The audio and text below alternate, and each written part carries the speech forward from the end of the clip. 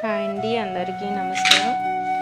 ఈ సంవత్సరం పోలిపాడ్యమి పూజ 2024 డిసెంబర్ 2వ తారీఖున వచ్చింది. ఈ పూజ విధానం చెప్తానండి. తులసమ్మ దగ్గరైనా పూజ చేసుకోవచ్చు, దేవుడి గదిలో అయినా చేసుకోవచ్చు అండి. పోలమ్మని స్వర్గాన్ని పంపించడం అనే కథ చదువుకోవాలి.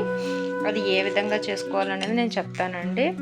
కిందన ఒక అష్టదళ పద్మం పసుపుతో అలుక్కొని అష్టదళ పద్మం వేసుకోవాలండి. దానిపైన ఒక పళ్ళెంలో నీళ్లు పెట్టుకొని ఆ పళ్ళానికి కూడా బొట్లు, పసుపు, కుంకుమతో అలంకరించుకోవాలి. పువ్వులతో అలంకరించుకున్న తర్వాత అందులో పసుపు, కుంకుమ, అక్షింతలు, గంగాజలం వేసి అది గంగా నదిగా భావిస్తూ మనము అరటి డొప్పలో 33 ఒత్తులతో ఈ పూజ చేసుకోవాలండి. 33 ఒత్తులు వెలిగించి అక్కడ నైవేద్యం, ధూపం, హారతి అన్నీ ఇచ్చిన తర్వాత ఆ దీపాలని ఆ నదిలో వదులుతున్నట్టు భావిస్తూ మనము పళ్ళెంలోనే విడిచిపెట్టాలండి. దీన్నే పోలమ్మని స్వర్గానికి పంపించడం అంటారు.